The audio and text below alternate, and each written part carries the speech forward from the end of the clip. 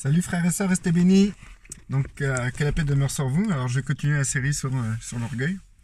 Donc, je vous remercie pour vos messages qui me permettent aussi de développer encore plus le sujet. N'hésitez pas à poser des questions ou n'hésitez pas à rajouter par rapport à ce que vous pensez du sujet que je traite. Si vous avez des informations complémentaires, des informations qui peuvent nous édifier, nous amener à comprendre certaines choses sur notre comportement. Donc du coup, moi, ce que je fais, c'est pas pour dire ouais, ça c'est péché, ça c'est pas bien, etc. Je compte pas que les gens se remettent absolument en question. Mais par contre, pour les personnes qui veulent faire grandir l'esprit en eux, tout en diminuant, c'est intéressant de se poser des questions sur certains comportements qu'on peut avoir et surtout mettre des mots à certaines choses qu'on peut vivre. Donc, je peux, j'ai parlé aussi à beaucoup de gens et j'ai pu constater quelques soucis que les personnes avaient par rapport à des situations. Et, ce soir, j'avais le choix entre deux trucs là pour l'orgueil caché. Et j'ai plutôt gardé l'autre pour demain parce que je voudrais développer un peu plus parce que c'est tellement subtil que si je m'explique mal sur ce sujet, on risquerait de ne pas comprendre du tout. Donc je ne veux pas en arriver là.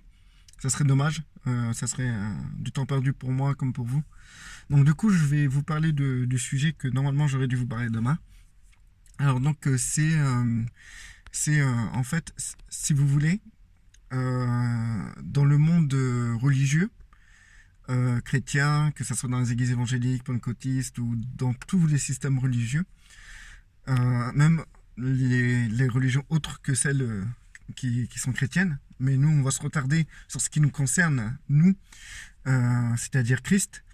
Donc en fait, si vous voulez, il y a des gens qui aiment tellement le Seigneur qui veulent que leur comportement soit irréprochable.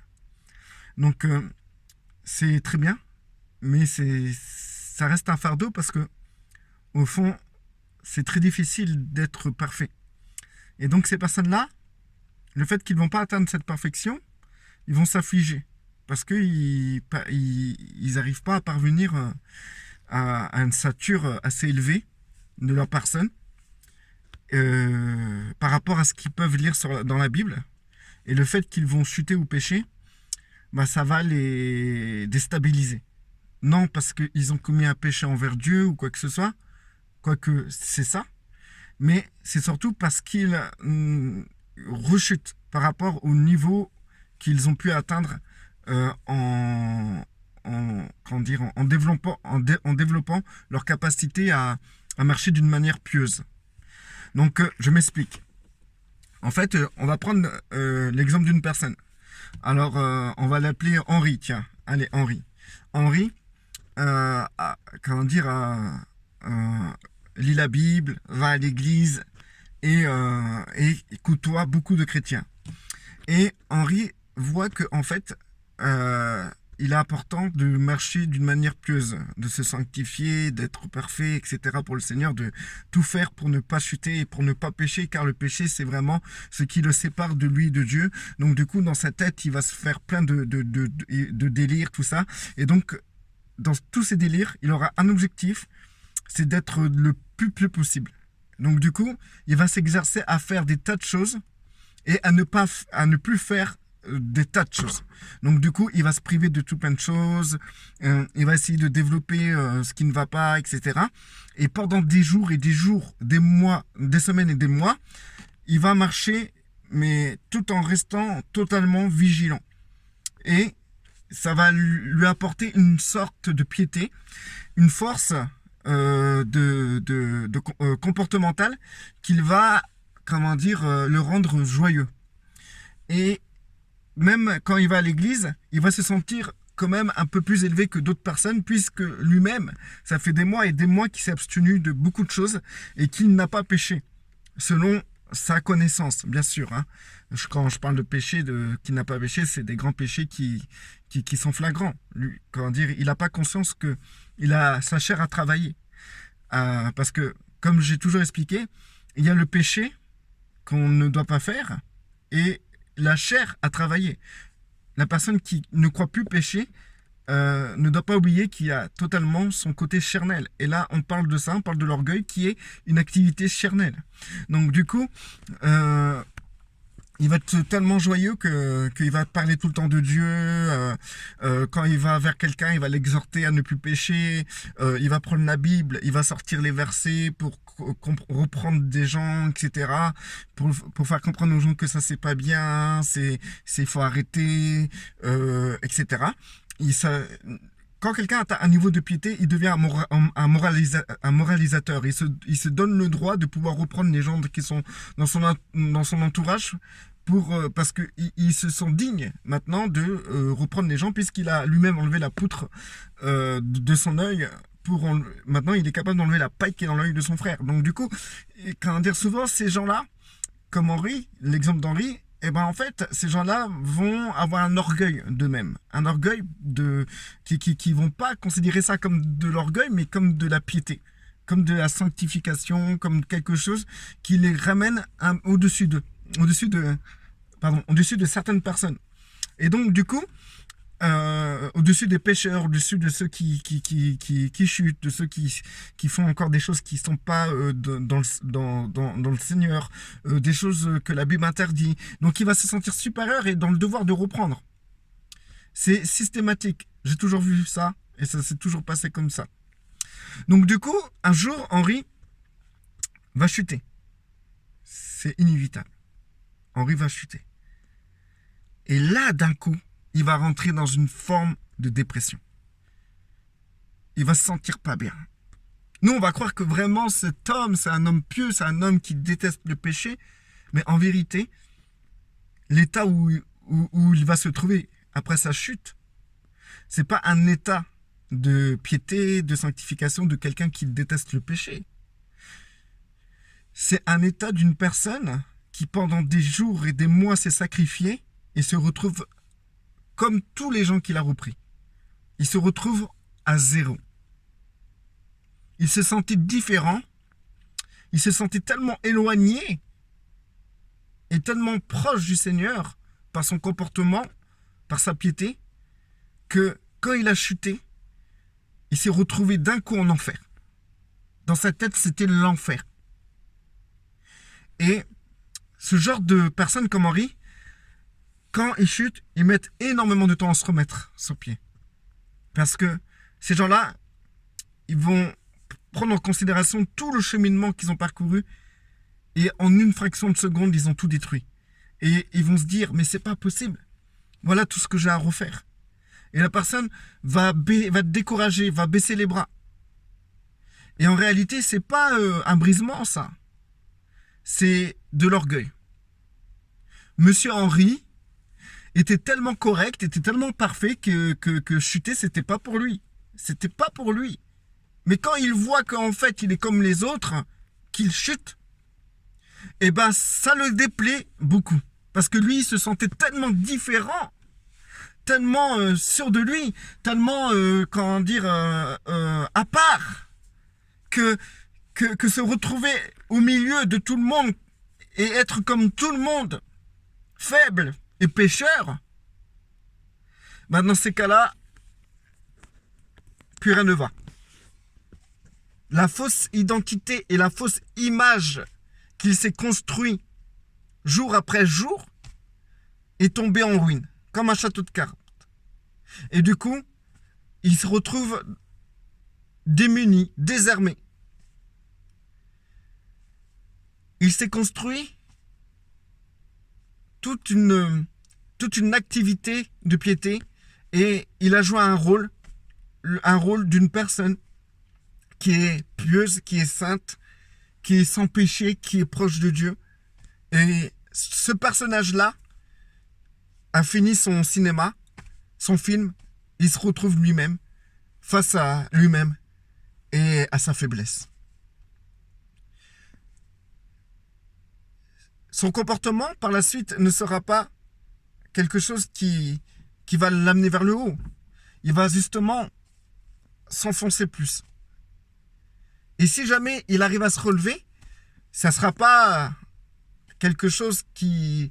Ça ne sera pas par l'aide du Saint-Esprit qui va se relever, mais ça sera parce que monsieur a recommencé à remettre en place tout un système de piété, d'activité pieuse, de privation, de pratiques et de pratiques qui l'amènent à se libérer de ses mauvais penchants. Et le fait qu'il arrive à développer tout ça jour après jour, il va retrouver son rôle d'homme pieux qui marche d'une manière incroyable en Christ, etc. Et ça va le conduire à une future chute. Et ça va le conduire à une future dépression. Et ça va le conduire à une future activité qu'il devra mettre en place pour se sentir pieux. Il a besoin de se sentir à part, se sentir pieux.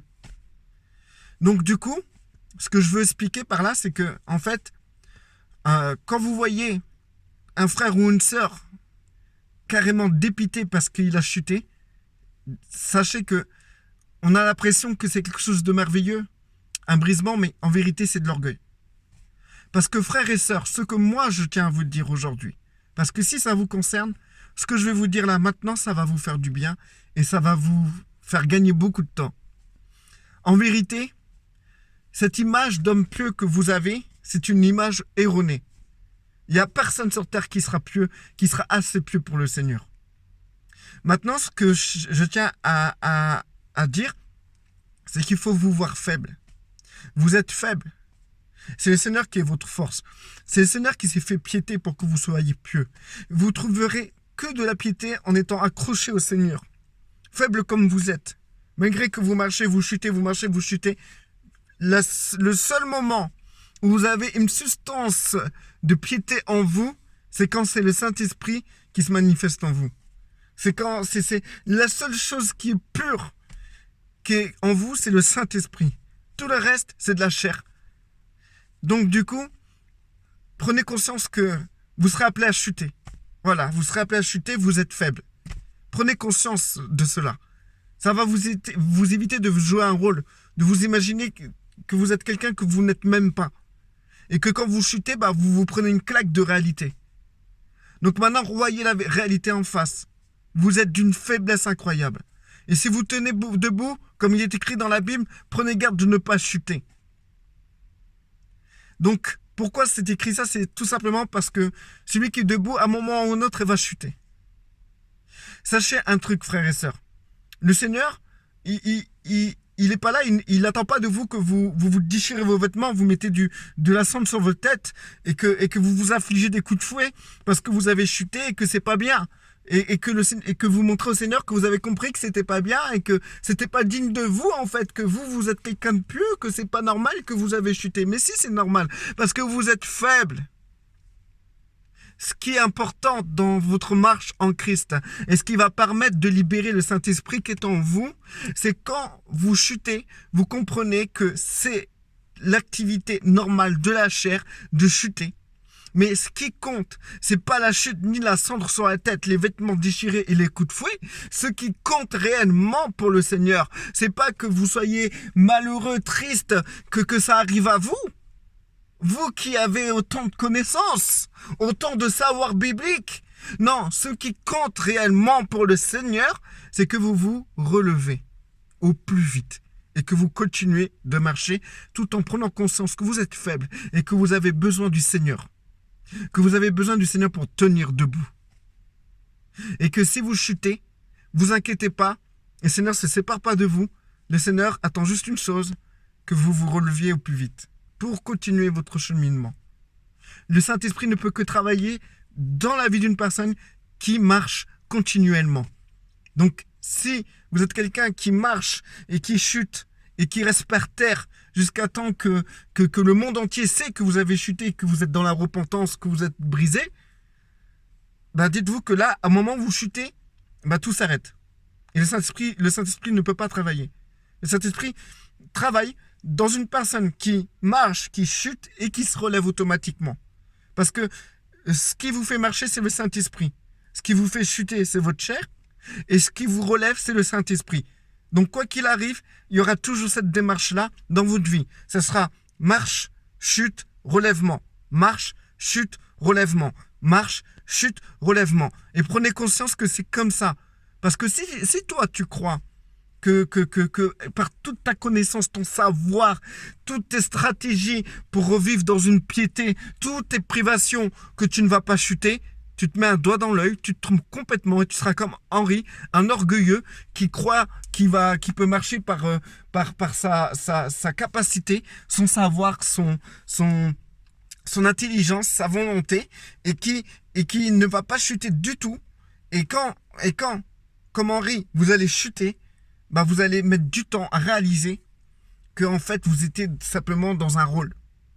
Et le temps que vous réalisez ça, bah vous êtes par terre. Et le Saint-Esprit n'arrive plus à travailler. Parce que vous êtes tellement épris de vous-même que vous allez, faire tout un scandale. Parce que c'est pas normal, c'est vous. Pourquoi moi, je lis la Bible tous les matins, tous les soirs. Je prie tous les jours, 5 heures par jour. Je vais à l'église tous les dimanches. Je donne ma dîme, je vais évangéliser le samedi, tout ça. Pourquoi moi je chute? C'est pas normal, Seigneur. Et la plus grosse claque que vous recevez, quand vous êtes comme Henri, en fait, si vous voulez, le fait que vous vous sentez d'une piété incroyable, que pour vous, ça fait un moment que vous n'avez pas péché, que c'est bien, vous êtes bien rangé dans le Seigneur, dans la Bible, dans les Écritures, que vous pratiquez bien les Écritures, et bien la plus grande claque que vous recevez, c'est quand vous allez reprendre vos frères et sœurs, avec la Bible en main, vous allez les reprendre, vous allez presque les insulter avec des versets, etc. Et que vous allez tomber, vous allez chuter. Et que, au résultat, vous n'êtes pas mieux que les gens que vous avez repris. Ça, c'est une belle claque aussi. Un enfant de Dieu, plus il est mature, plus il se relève plus vite quand il chute. Un enfant de Dieu mature, c'est pas quelqu'un qui ne chute plus. Un enfant de Dieu mature, c'est quelqu'un qui est capable de chuter, qui chute et qui est capable de se relever, mais très vite. Très vite. Par exemple, moi, quand je chute, je me relève direct. Je ne vais pas me lamenter pendant une semaine. Oh Seigneur, pourquoi? Je suis navré, je suis désolé. Non, je ne vais pas faire ça pendant une semaine. Aussitôt chuté, aussitôt relevé. C'est comme ça qu'il faut faire. Et c'est comme ça qu'on avance. Restez bénis, frères et sœurs, que la paix demeure sur vous.